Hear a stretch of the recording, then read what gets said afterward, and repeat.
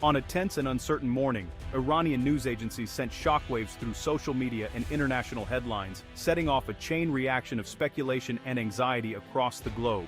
These agencies claimed that Israeli Prime Minister Benjamin Netanyahu had been injured or even killed by a direct Iranian missile strike, a claim that immediately captured the world's attention and fueled intense speculation.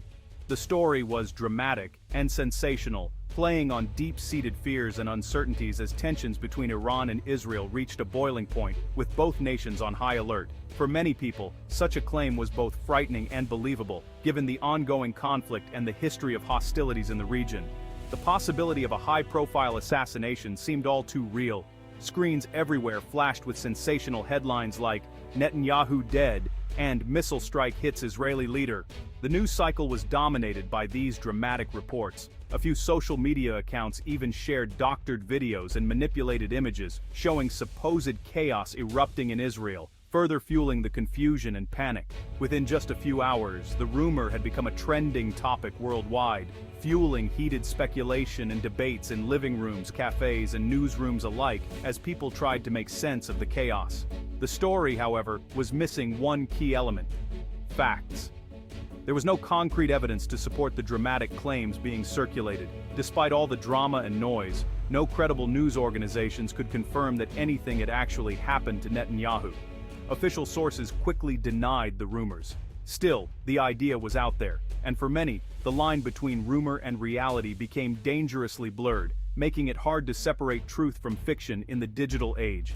This is how fake news finds its power, by tapping into fear, uncertainty, and the chaos of conflict, spreading rapidly when people are most vulnerable to misinformation. But what was really behind this explosive story, and why did it spread so quickly across the world?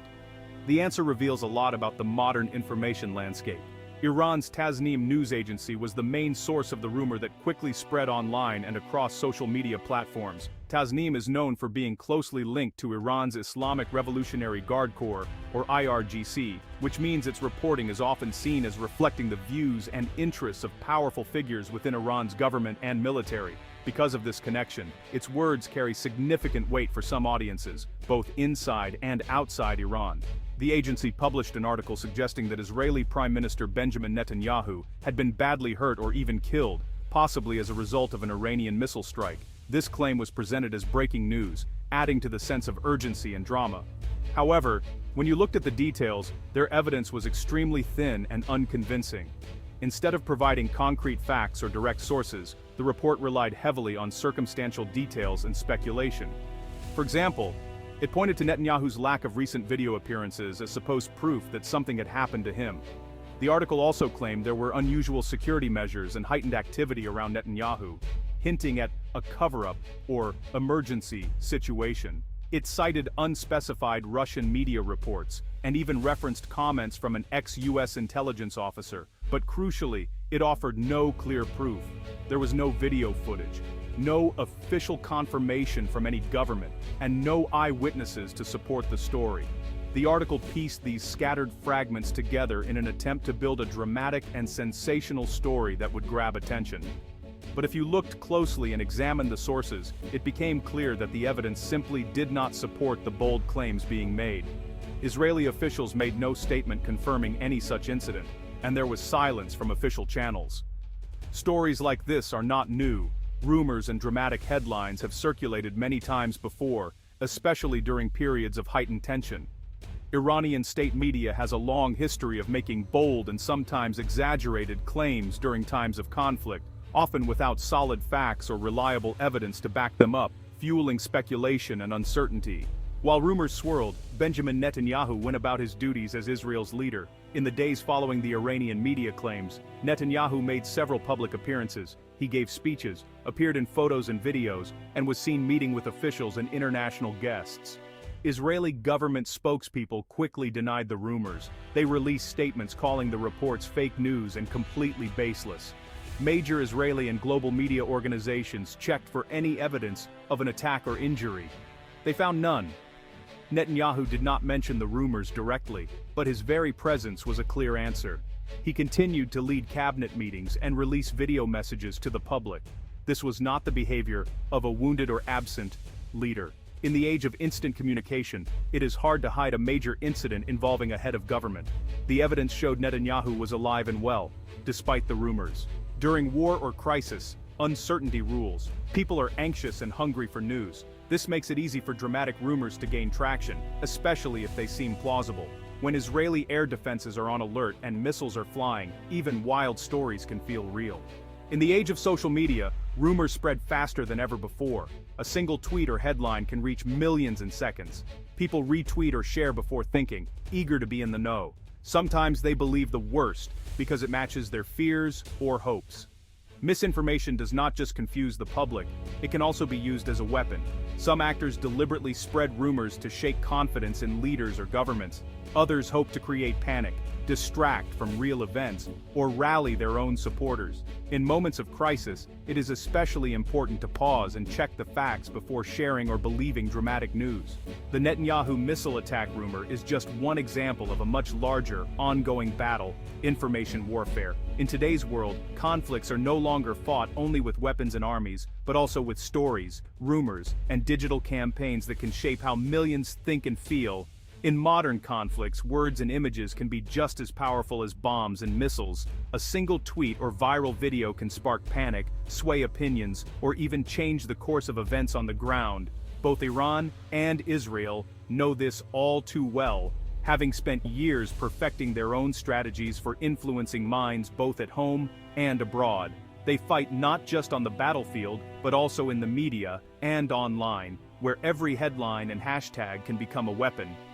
Information warfare is, basically, the deliberate use of misinformation, propaganda, and psychological tactics to influence public opinion or confuse the enemy. It's about controlling the narrative and shaping what people believe. Iran's media has regularly released dramatic stories about Israeli leaders, hoping to weaken Israel's image or boost their own morale. These stories are carefully crafted to stir emotions and rally support.